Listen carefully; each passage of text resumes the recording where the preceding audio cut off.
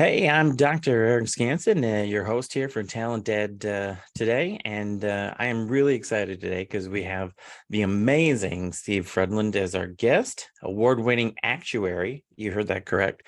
Actuary, humanitarian coach, author, speaker, podcaster, entrepreneur, and the best, as you can see from his title, Safari leader. Steve's Safari Way approach, born from his happiness research and safari adventures, impacts lives worldwide. So, we are so excited to have you, Steve. That is, I will say, that is a divergent introduction from other people that I have introduced on this show today. So, Safari Way, let's go. Let's go. Steve, welcome aboard. Tell us about yourself, bud. Oh, thanks, sir. I appreciate that. Yes, you don't have a lot of Safari / actuary folks that come on the show. No, I maybe one or two. I'd have to look back in the archives, but typically actuary, Safari dude, like it doesn't go together. So yeah, the word dude and actuary aren't really hand in hand. But yeah, I mean, I spent about 25 years doing actuarial stuff. So I worked in Fortune 500 companies, and if you don't know what an actuary is, it's an accountant, but without the personality. So that's basically it. Number cruncher, real analytical, but I've always been a creative at heart, but it was just kind of dampened through the years of doing the career stuff. And about 5 years ago, went out on my own, started doing analytical consulting, that sort of thing. And it's fine, but I was just like, I'm kind of tired of just crunching numbers and doing calculus every day. And yeah, so that kind of led to do more like executive coaching, which led to some personal coaching, business coaching, work with small businesses. And now more so than anything, I'm doing like keynote speaking and kind of rallying people that way, doing this whole Safari Way approach that you mentioned. You did say calculus every day. I just want to confirm for all those high school students out there in calculus that there is a way that you can use calculus every day.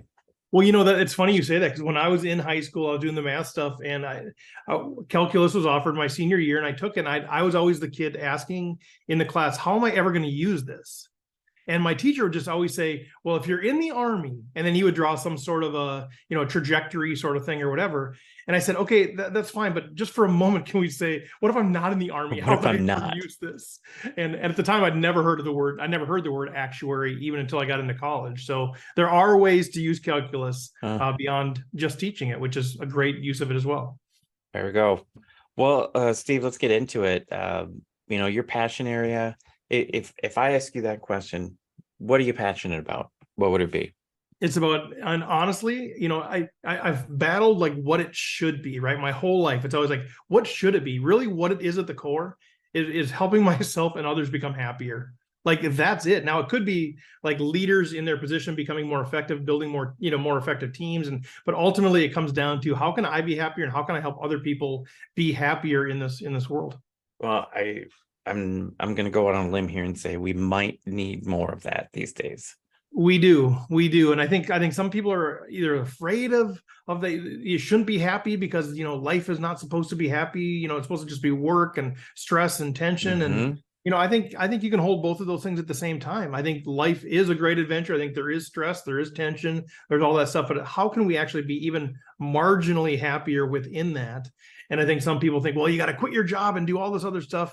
Not necessarily. So yeah, I think we need it. I know I need it. I'm preaching to the choir with a lot of the stuff that I share. Well, and there's good stress and there's good tension, right? Yeah. These are the things that the performance stress, the things that get us ready for a game but there's the other stuff too that is slowly and silently like killing us each and every day. It is. So, yep. Go ahead. Speaking of killing us, lions, yes, jungle animals. You are known as the Safari Dude. Tell us more. How did you get to be known as the Safari Dude?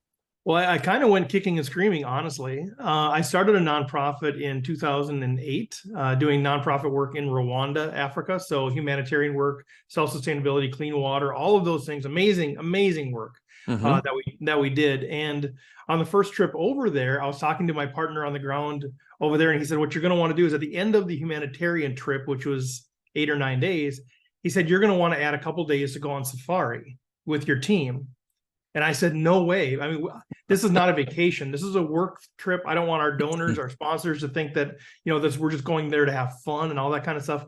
He said, you're going to want to go because for a few reasons, you're going to need a couple days just to decompress from the stuff that you saw. And we saw some tough stuff. Mm-hmm. You're going to want some time just to team build and share meals and laugh as you're looking at animals. You're going to want a chance to support the local economy. And, and for most people, it's their only time ever going to Africa. And a safari is a bucket list item for so many people. It'd be a shame if you went there and didn't go Right. safari. And so I'm like, okay, fine. We'll go. And we added on a couple of days at the end of it, and it was unbelievable. And so that got me hooked. So every time we took a humanitarian trip over there, I brought a new team of people with. We'd plan out 2-3 days to go on safari. And so that's where the safari dude comes from. And there are a lot of stories Oh, I associated can't even with imagine. safaris. Yeah. Uh, so what does your African safari experience actually have to do with becoming happier? Let's show us the link here. Yeah, I know. And it was a surprising link to me because I spent 10, 12 years taking trips over to Rwanda and doing these African safaris. And every time I would go, I would meet with the group and say, how can we make this even more epic? How can we make this safari adventure even better than the year it was before? Mm-hmm. And so we came up with sort of like, how do we do that? What are those keys to doing that?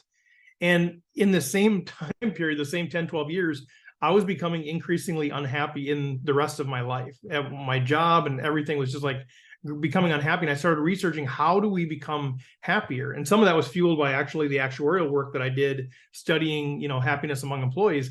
But during that same time, I was like, how can I become happier? And it turned out it was like the same things. It was this crazy thing where I woke up one day and I'm like, it's the same things that I do to make an African safari more epic are the same things that I'm trying to do in my life to become happier and more successful. And I was like, boom. And it wasn't until 10, 15 years later that I actually started using that in my speaking. Mm-hmm. But that's where I call it the big five. And it's so I can use kind of the examples from Safari, how we make that more epic and how we become happier in that. And speaking of big five, let's just talk briefly about that. And maybe you don't want to give us the whole five, because maybe you don't want to, sure, give away the keys to the castle here. But where'd you get the big five? Do you want to give us a teaser? Yeah, I'll give you all five. I mean, obviously you can dig in deeper, but at the end of the day, I'm trying to help people. So if this helps people just to hear the big five, do it. So, you get the big five animals in East Africa. That's where kind of the whole big five comes from. But really what they are is the keys to happiness and what's worked for me and what's working for other people that I coach and people that I speak with. First of all, choose your experience. I think so many times we talked about this a little bit, like there's the default of what we should do. There's the expectations of others. There's the shoulds, right? You should do this. I should do this, all this stuff. And it makes it really hard to figure out, what do I really want? And the reality is we have more choice than we realize. So the first of the big five is choose your experience, the one that you authentically, truly want yourself. And then the second one is get the right peeps in your Jeep. Surround yourself with the right people that are aligned with what the kind of experience that you want to have. And your right peeps might not be my right peeps and all of those things. So that's number two. The third thing is do the unright thing. So this kind of harkens back to so many of us our whole life we've always tried to do the right thing. The right thing is to go to college and to get that job and to take that promotion and get married and have 2.2 kids and have the picket fence. We try really hard to do the right thing with this promise that it's going to give us a good life, and it does. In a lot of times a lot of times it actually gives us a good life. But that good life kind of becomes a trap, and we're locked outside of what we truly authentically want. So the third thing is do the unright thing. The fourth thing is really just pause and take in the view. As we race around, we run around, gratitude, take in the view, and finally embrace the adventure. Life, safari, we talked about this. There are ups and downs, highs, lows, knowns, unknowns.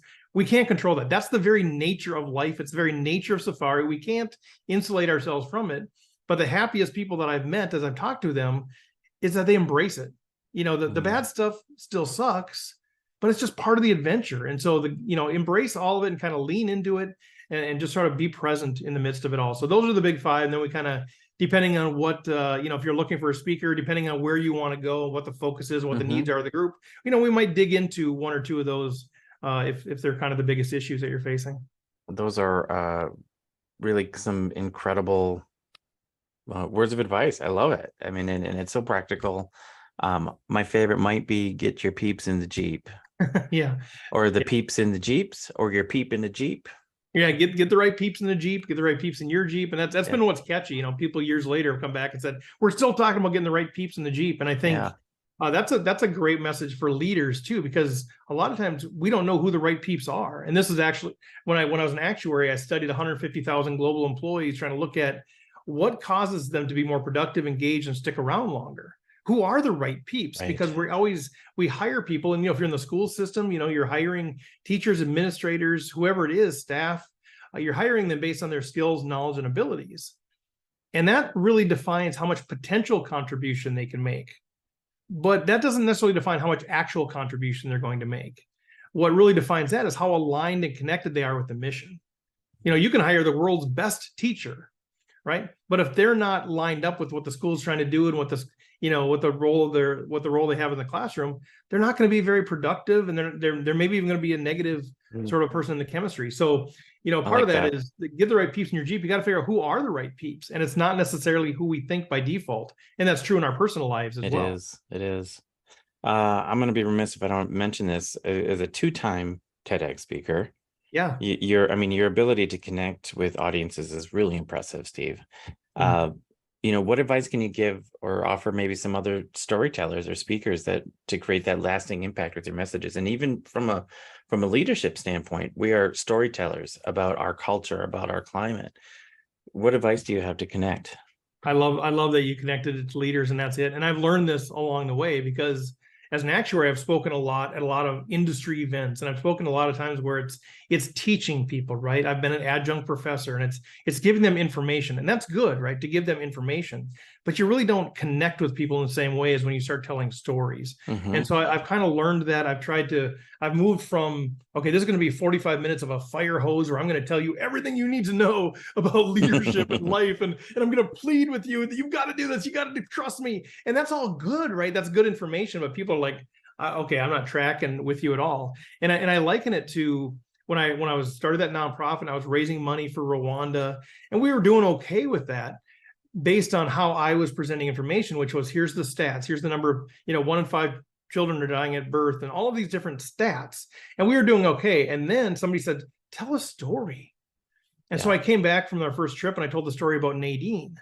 And I don't need to tell the whole story, but I just told her story. And this is who we're trying to help. And the fundraising just poured in. And I think it's the same way with on stage is how do you tell stories that connect with people? And I think what also happens is that when I was sharing it as information, I was so concerned to make sure I didn't forget anything. And so I would be fully scripted, and you just don't connect, versus saying, hey, I've got some stories to tell. I've got some insights that I've learned along the way. Let's just have a conversation. And even when you're on stage, you can still feel like you're having a conversation with people. And I think for leaders, it's the same kind of thing.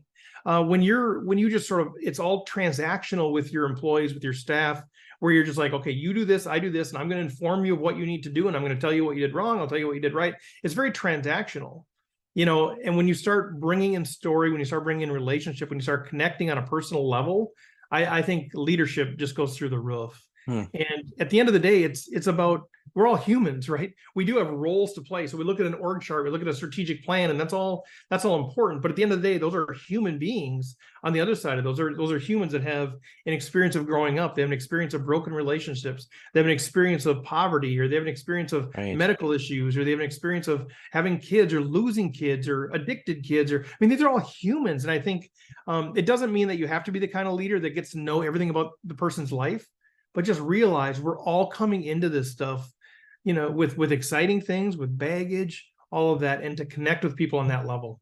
What a great message for educators and all over the place, and just, humans.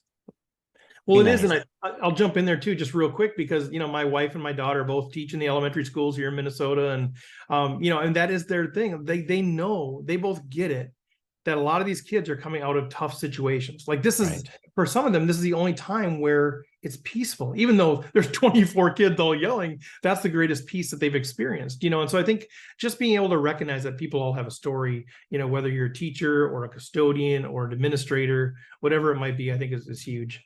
Yeah, that makes sense. Totally makes sense. I'm going to switch us to a little section here. Let's get to know Steve. Lightning round, either or. You ready? Ooh, okay. Disc golf or poker tournament? Oh, you're killing me, bro. Oh, I gotta choose. You like both of those? It's summer, so I'll say disc golf. Okay. This is personal. Not everybody gets this question. African safari or delivering a TED Talk? What would you rather do? Safari. Both are great. African safari, though. How about write a book or host a podcast episode? Host a podcast episode. I'm writing a book and it's great, but it's a lot of work. It's a lot of work. Live audience or connect through social media? Live audience. Actuary work or humanitarian trip to East Africa? Humanitarian trip. Being a Minnesota sports fan during a winning season or suffering through another season? I mean, is that actually an option? I don't think that's really even a choice. By a winning season, if if the Twins are 2 games over 500 and lose in the first round, we call that a winning season. Right. But I'll take a winning season, boy. These are a lot easier now. Pancakes or waffles? Waffles. Cat or dog? Dog. Would you rather travel to the past or travel to the future, assuming it is a round trip? I like that's a good caveat. Past. I'd say the past. Beach or mountain? Mountain. What's your go-to karaoke song? Oh, it's been a while since I've done it. I know it sounds terrible. Sound of Silence, which is a terrible karaoke song. But I love the song so much. But it might be the Disturbed version. The Disturbed version. Okay. Yeah. Okay. And then this is related to music. Steve is walking out to the stage. What's your walk-up song? Lion Sleeps Tonight. Or I'd say Toto or Africa by Toto, but it's the Lion Sleeps Tonight. It gets like when I have had walk-up music, I usually do that one because it kind of gets people smiling right away, right? Oh, that's a fun song. Everybody gets into that one. Once in a while we get them going, weem away, kind of going. Yeah. I love it. Well, Steve, we covered a lot of ground today. Surface level of what you can talk about and what you can do. You're just a phenomenal talent, and we've been so fortunate to both have you on this show and have you really be part of School Pro family. Like we want to get you out there. We want to start spreading that happiness message, but I want to turn to you for like one last call to action. Steve, what's your last call to action for those that have made it all the way through this podcast with us? Yeah, well, thanks for jumping on here. I would say, it's as I'm writing this book, it's really about doing the Unright Thing. And a lot of times we have this mindset that actually is kind of a lock that keeps us locked in. This mindset of it's too late. Those of us who are older, or it is what it is, the ship has sailed. Mm-hmm. I think the real call to action is it's not too late. It's kind of like the idea of, the best time to plant a tree was 20 years ago. The next best time is today. Yeah. It's kind of that. And I think I fell into that, it was in my, late 40s where I was like, I think I want to live a different life. And I was like, it's too late. I missed it. I wish I knew then what I know now and all that stuff. Like, why is it too late? I can shift my mindset. And I think that would be the call to action. Is that's where it starts, is if you want a life that's bigger, more exciting, happier, surrounded by different kinds of people, start with the mindset. That's how we unlock that lock and maybe start to get out of that trap. Well, there you have it, folks. It's I just said folks. That's such a Midwestern thing to say. I love it. I'm very comfortable with this. I'm very comfortable with folks. Giddy up, folks. Come on, folks. All right. So with that, thank you, Steve. Like I said, it's been a pleasure listening and talking with you. You've even given me some things to think about as I move forward. As far as everybody else out there, thank you for tuning in to this episode of TalentED. And if you enjoyed this episode, please subscribe, leave us a review. And if you have any other suggestions or future topics or guests, please contact us. And until next time, keep learning, keep growing, be happy, get your peeps in the Jeep, and stay PKS, which is positive, kind, and supportive with those around us. Thanks, everybody.